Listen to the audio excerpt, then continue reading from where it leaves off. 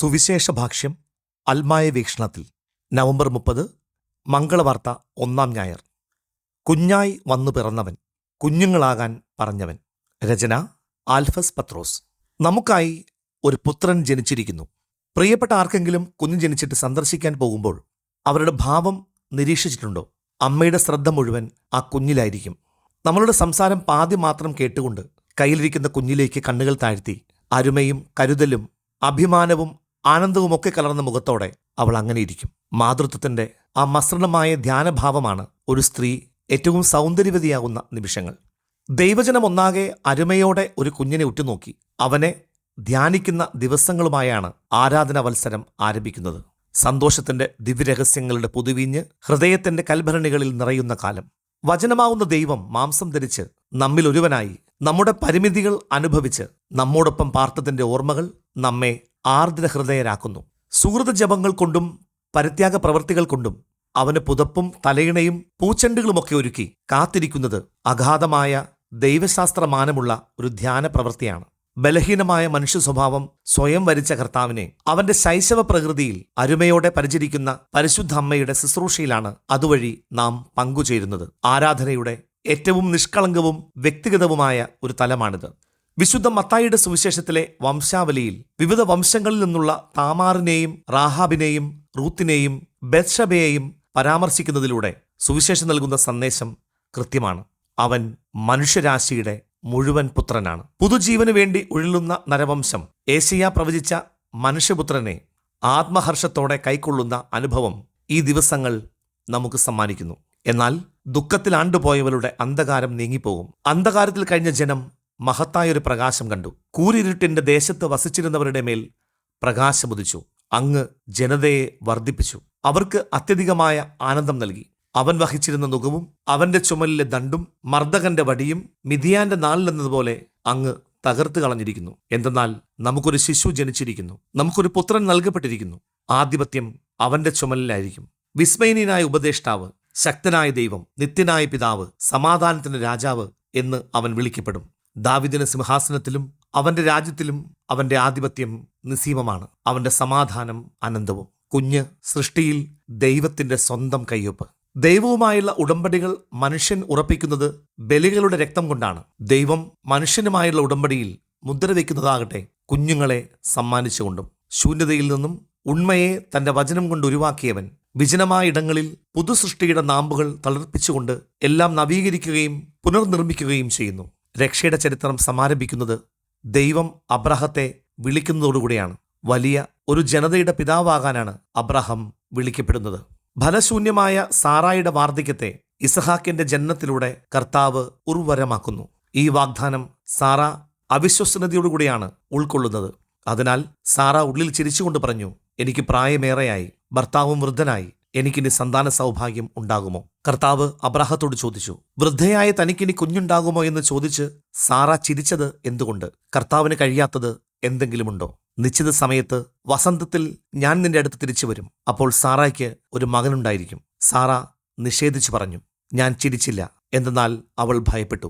അവിടുന്ന് പറഞ്ഞു, അല്ല, നീ ചിരിക്കുക തന്നെ ചെയ്തു. അബ്രാഹമിനും സാറയ്ക്കുമായി ഇസഹാക്കിനെയും യാക്കോബിനും റാഹേലിനുമായി ജോസഫിനെയും മനോവയ്ക്കും ഭാര്യയ്ക്കും സാംസനെയും എൽക്കാനായ്ക്കും ഹന്നായ്ക്കും സാമുവലിനെയും നൽകുന്ന ദൈവം ആ മക്കളിലൂടെയാണ് ഇസ്രായേൽ ഭവനം പടുത്തുയർത്തുന്നത്. ഫറവോയുടെ മക്കൾക്കുള്ളിൽ ശിശുവായ മോശയോട് തോന്നുന്ന വാത്സല്യത്തിൽ നിന്നാണ് ഇസ്രായേലിന്റെ വിമോചനത്തിന്റെ കഥ ആരംഭിക്കുന്നത്. റൂത്തിന്റെയും നവോമിയുടെയും കഥയും ഹന്നായുടെ കീർത്തനവുമെല്ലാം ചരിത്രത്തിൽ എളിയ തുടക്കങ്ങളിൽ നിന്നും വലിയ ചരിത്രങ്ങളിലേക്ക് വളരുന്ന ദൈവീക പദ്ധതിയുടെ അടയാളപ്പെടുത്തലുകളാണ്. പുതിയ നിയമം തുറക്കുന്നതും ഒരു കുടുംബ ചിത്രവുമായാണ്. വാർദ്ധക്യത്തിൽ അനപത്യതാ ദുഃഖവുമായി കഴിയുന്ന സക്രിയായും എലിസബത്തും ദേവാലയത്തിലെ ബലിയർപ്പണ വേളയിൽ പുരോഹിതനായ സക്രിയായ്ക്ക് നൽകപ്പെടുന്ന പുത്രവാഗ്ദാനത്തിൽ നിന്നും രക്ഷാകര ചരിത്രത്തിന്റെ പൂർണ്ണതയായ മിശിഹായിലേക്കുള്ള യാത്ര ആരംഭിക്കുന്നു. ഇസ്രായേലിന്റെ രക്ഷാകര ചരിത്രത്തെക്കുറിച്ച് അഗാധമായി ധ്യാനിക്കേണ്ട പുരോഹിതൻ ഒരു നിമിഷം സന്ദേഹിക്കുമ്പോൾ ദൈവം അയാളോട് വാഗ്ദാനം ഫലമണിയുന്ന നാൾ വരെ മൗനമായി രക്ഷയുടെ രഹസ്യങ്ങൾ മനനം ചെയ്യുവാൻ കൽപ്പിക്കുന്നു. വളരെ ലളിതമായ കുടുംബ സന്ദർഭത്തിലൂടെയാണ് മഹത്തായ രക്ഷാകര സംഭവങ്ങൾ തുടർന്ന് നടക്കുന്നത്. വാർദ്ധക്യത്തിൽ ഗർഭം ധരിച്ച് തന്റെ ചാർച്ചക്കാരിയെ സന്ദർശിക്കുവാനായി ദൂരനാട്ടിൽ നിന്നും ഒരു കന്യകയെത്തുന്നു. അവൾ ആനന്ദത്തോടെ ദൈവത്തെ സ്തുതിക്കുന്നു. 3 മാസക്കാലം പരിശുദ്ധ കന്യക എലിസബത്തിനെ ശുശ്രൂഷിക്കുന്നു. ഏതൊരു കുടുംബത്തിലും നടക്കുന്ന അതിസാധാരണമായ കാര്യങ്ങൾ. ദൈവം പടുത്തുയർത്തുന്നതിനായി അടിസ്ഥാന ശിലകൾ സ്ഥാപിക്കുന്നത് കുടുംബങ്ങളിലും കൂട്ടായ്മകളിലുമാണ് എന്ന രഹസ്യത്തെ ധ്യാനിക്കുവാൻ ഇന്നത്തെ സുവിശേഷം നമ്മെ ഓർമ്മിപ്പിക്കുന്നു. നമുക്കേൽപ്പിക്കപ്പെട്ട നിധികുംഭങ്ങൾ. കർത്താവിന്റെ സന്നിധിയിൽ അവൻ വലിയവനായിരിക്കും. വീഞ്ഞോ മറ്റു ലഹരി പാനീയങ്ങളോ അവൻ കുടിക്കുകയില്ല. അമ്മയുടെ ഉദരത്തിൽ വെച്ച് തന്നെ അവൻ പരിശുദ്ധാത്മാവിനാൽ നിറയും. ഇസ്രായേൽ മക്കളിൽ വളരെ പേരെ അവരുടെ ദൈവമായ കർത്താവിലേക്ക് അവൻ തിരികെ കൊണ്ടുവരും. പിതാക്കന്മാരുടെ ഹൃദയങ്ങളെ മക്കളിലേക്കും അനുസരണമില്ലാത്തവരെ നീതിമാന്മാരുടെ വിവേകത്തിലേക്കും തിരിച്ചുവിടാനും സജ്ജീകൃതമായ ഒരു ജനത്തെ കർത്താവിന് വേണ്ടി ഒരുക്കുവാനും ഏലിയായുടെ ചൈതന്യത്തോടും ശക്തിയോടും കൂടെ അവൻ കർത്താവിന്റെ മുമ്പേ പോകും. ഓരോ കുഞ്ഞിലും മഹത്വത്തിന്റെയും വിശുദ്ധിയുടെയും വലിയ സാധ്യതകൾ നിക്ഷേപിച്ചാണ് ദൈവം നമ്മെ ഏൽപ്പിക്കുന്നത്. അവരെ ദൈവസന്നിധിയിൽ കുറ്റമറ്റവരായി ദൈവത്തിന്റെയും മനുഷ്യരുടെയും പ്രീതിയിൽ ജ്ഞാനത്തിലും പ്രായത്തിലും വളർത്തുക എന്ന ശുശ്രൂഷയുടെ വെല്ലുവിളി പ്രാഥമികമായും മാതാപിതാക്കളുടെ തന്നെയാണ്. ആത്മീയതയുടെയും സ്വഭാവ രൂപീകരണത്തിന്റെയും വിദ്യാഭ്യാസത്തിന്റെയും ഒക്കെ വഴികളിൽ അവരെ കൈപിടിച്ച് നടത്താനായി വിളിക്കപ്പെട്ടിരിക്കുന്നവർക്കും ആ ദൗത്യത്തിൽ നിർണായക പങ്കുണ്ട്. ദൈവം ഓരോ കുഞ്ഞിനുമായി ഒരുക്കിയിരിക്കുന്ന പദ്ധതിയും വിളിയും തിരിച്ചറിയുവാൻ അവരെ പ്രാപ്തരാക്കുക എന്ന വലിയ ദൗത്യം. ഈ ദൗത്യത്തിന്റെ വിശുദ്ധിയും ഉത്തരവാദിത്വവും 2 തിരുമൊഴികളിൽ കൃത്യമായി സുവിശേഷം രേഖപ്പെടുത്തുന്നുണ്ട്.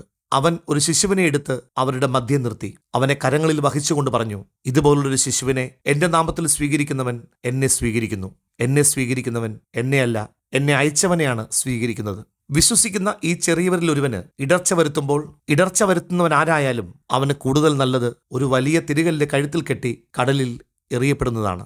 നമ്മുടെ രക്ഷയും ശിക്ഷാവിധിയും നമുക്ക് ഏൽപ്പിക്കപ്പെട്ട കുഞ്ഞാത്മാക്കളുടെ ശുശ്രൂഷയുമായി ബന്ധപ്പെട്ടിരിക്കുന്നു എന്നത് ഒരേ സമയം പ്രത്യാശയും വെല്ലുവിളിയുമാണ്. നിഷ്കളങ്ക സ്നേഹത്തിന്റെ ദൈവശാസ്ത്രം. കുഞ്ഞുങ്ങളെ ഹൃദയത്തിൽ സ്വീകരിക്കുക എന്നതൊരു തുടക്കമാണ്. ഹൃദയം കുഞ്ഞുങ്ങളുടേതുപോലെ ആക്കി തീർക്കുക എന്നതാണ് വിശുദ്ധിയിലേക്കുള്ള ആദ്യത്തെ പടി. യേശു ഒരു ശിശുവിനെ വിളിച്ച് അവരുടെ മധ്യം നിർത്തിക്കൊണ്ട് അരുളി ചെയ്തു, സത്യമായി ഞാൻ നിങ്ങളോട് പറയുന്നു, നിങ്ങൾ മാനസാന്തരപ്പെട്ട് ശിശുക്കളെ പോലെ ആകുന്നില്ലെങ്കിൽ സ്വർഗരാജ്യത്തിൽ പ്രവേശിക്കുകയില്ല. ഈ ശിശുവിനെ പോലെ സ്വയം ചെറുതാകുന്നവനാണ് സ്വർഗരാജ്യത്തിലെ ഏറ്റവും വലിയവൻ. ഈശോയെ ഒരു കുഞ്ഞിനെ പോലെ സ്നേഹിച്ച, തന്നെ തന്നെ ഉണ്ണീശോയുടെ കളിപ്പന്തായി സമർപ്പിച്ച വിശുദ്ധ കൊച്ചുത്രേസ്യയുടെ ലളിത സുന്ദരമായ ആത്മകഥയ്ക്കും മറ്റു ലിഖിതങ്ങൾക്കും അതീവ ഗഹനമായ വേദപാരംഗതരുടെ പഠനങ്ങൾക്കൊപ്പമാണ് തിരുസഭ മൂല്യം കൽപ്പിച്ചിരിക്കുന്നത്. ശിശുസഹജമായ വിശ്വാസവും പ്രത്യാശയും സ്നേഹവും ദൈവസന്നിധിയിലേക്കുള്ള ഏറ്റവും ഋജുവായ പാതയായി നമുക്ക് മുന്നിലുണ്ട്. അവിടേക്ക് നമ്മുടെ ഗൗരവഭാവങ്ങളും അഹംബോധങ്ങളും മാറ്റിവെച്ച് നടന്നു തുടങ്ങുവാനും മംഗളവാർത്തക്കാലം നമ്മെ പ്രചോദിപ്പിക്കുന്നുണ്ട്. ഉണ്ണീശോയുടെ ആഗമനം കാത്തിരിക്കുന്ന ഈ പ്രത്യാശയുടെ നാളുകളിൽ നിഷ്കളങ്ക സ്നേഹത്തോടെ അവന്റെ വരവിനായി ഒരുങ്ങുവാൻ, കുഞ്ഞുങ്ങളെ ദൈവിക ദാനമായി സ്വീകരിച്ച് ഇടർച്ചകളിൽ നിന്നും അവരെ കാത്തു പരിപാലിക്കുവാൻ, ഒപ്പം ശിശുതുല്യമായ ഹൃദയ നൈർമല്യത്തിലേക്ക് തിരിച്ചു നടക്കുവാൻ ആവശ്യമായ കൃപ പരിശുദ്ധ റൂഹ നമ്മളിൽ വർഷിക്കട്ടെ.